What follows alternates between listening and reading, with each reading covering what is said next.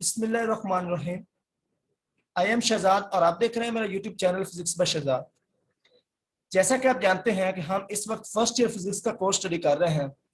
आज के लेक्चर के अंदर हम चैप्टर नंबर 3 के 3 इंपॉर्टेंट शॉर्ट क्वेश्चन डिस्कस करेंगे जो कि पेपर के लिहाज से बहुत ही इंपॉर्टेंट क्वेश्चन हैं। सो वीडियो को लास्ट तक लाजमी देखिएगा और अगर इससे पहले आपने चैनल को सब्सक्राइब नहीं किया तो सब्सक्राइब कर दें और साथ बेल आइकन को प्रेस कर दें ताकि हर आने वाले नए लेक्चर का नोटिफिकेशन जो है वो आप सबसे पहले देख सकें। तो चलिए स्टार्ट करते हैं फर्स्ट क्वेश्चन से।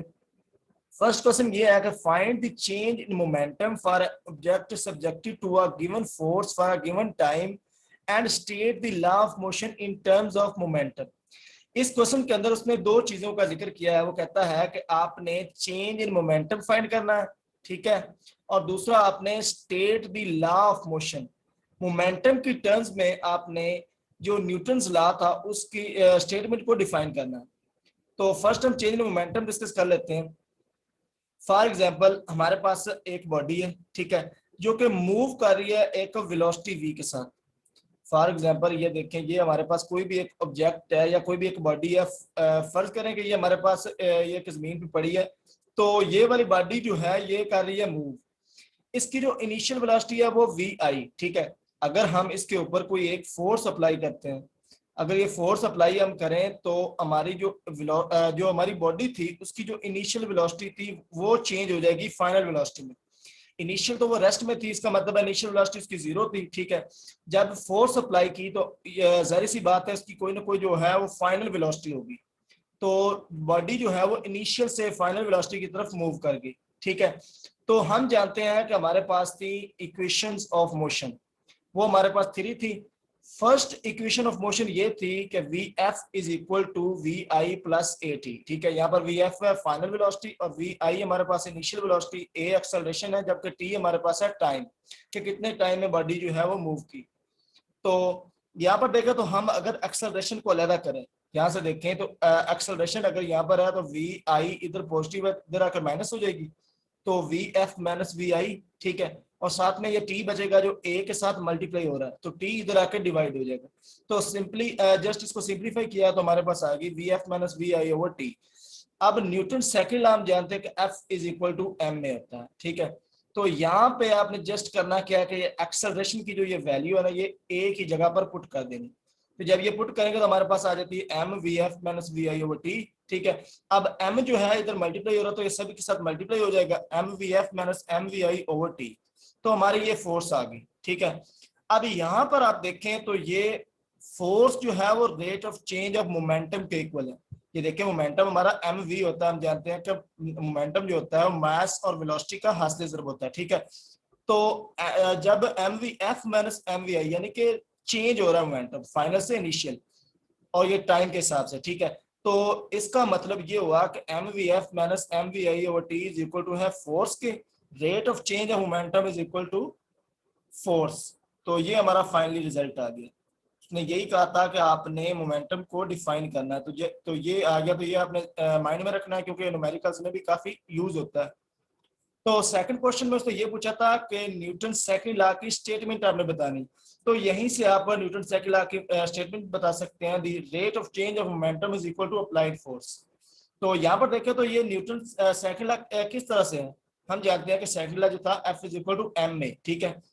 जस्ट ए की वैल्यू पुट करने से हमारे पास ये मोमेंटम की टर्म्स में डिफाइन होता है। सो सेकंड लॉ की आप इस तरह से भी डेफिनेशन कर सकते हैं, the rate of change of momentum is equal to applied force, ठीक है। तो ये हमारा क्वेश्चन नंबर 1 था।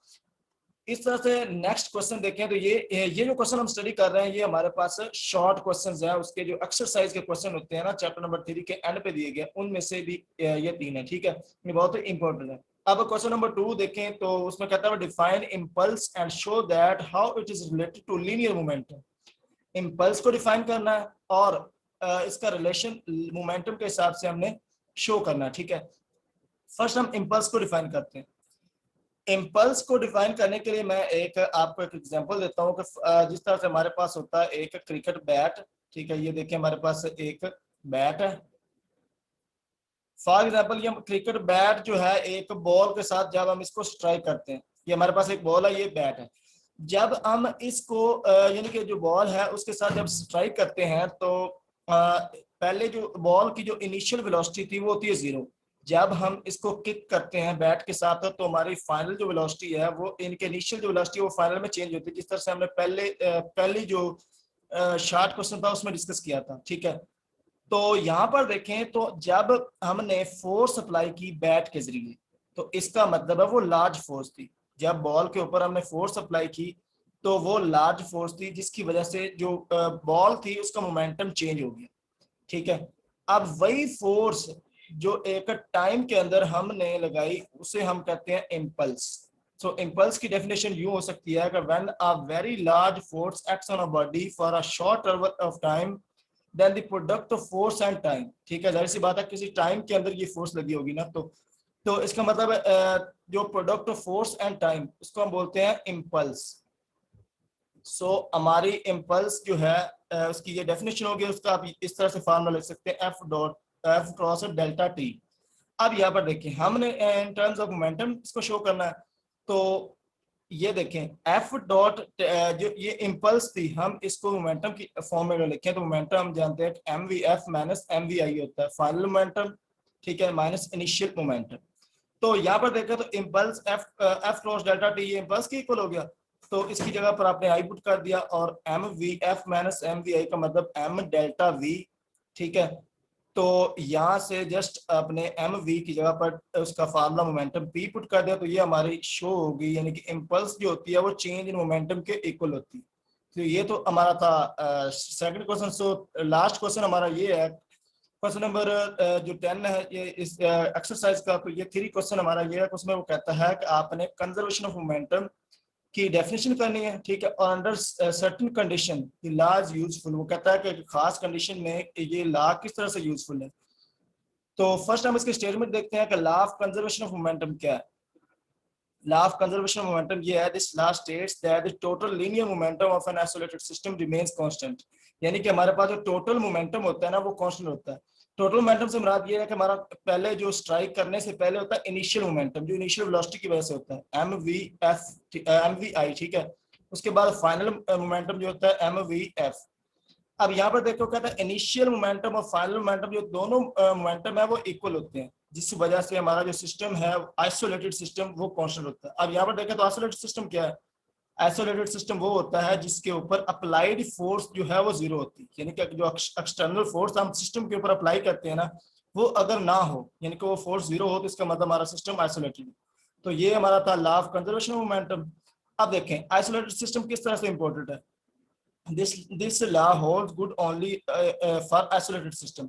अब देखें अगर आइसोलेटेड सिस्टम ना हो, यानी कि सिस्टम हमारा आइसोलेट, यानी कि फोर्स जो है जो एक्सटर्नल फोर्स है वो 0 ना हो, तो तब भी हमारा जो कंजर्वेशन ऑफ मोमेंटम है वो करेक्ट होता है। वो किस तरह से, वो इस हिसाब से हो सकता है कि हमारी जो एक्सटर्नल फोर्स है वो बहुत ही वीक हो। अगर फोर्स जो है बहुत इन जो इंटरवल फोर्सेस है उनके हिसाब से अगर वो बहुत वीक होती हैं तो इसका मतलब है हमारा जो moment law of conservation of momentum है वो होल्ड करता है। सो इस हिसाब से बहुत इंपॉर्टेंट होता है। तो आज के लिए इतने 3 क्वेश्चंस, बाकी हम इंशाल्लाह नेक्स्ट लेक्चर के अंदर हम आगे मजीद कंटिन्यू करेंगे। सो अगर लेक्चर अच्छा लगा तो इसको दोस्तों के साथ शेयर कर दें और उसको लाइक कर दें।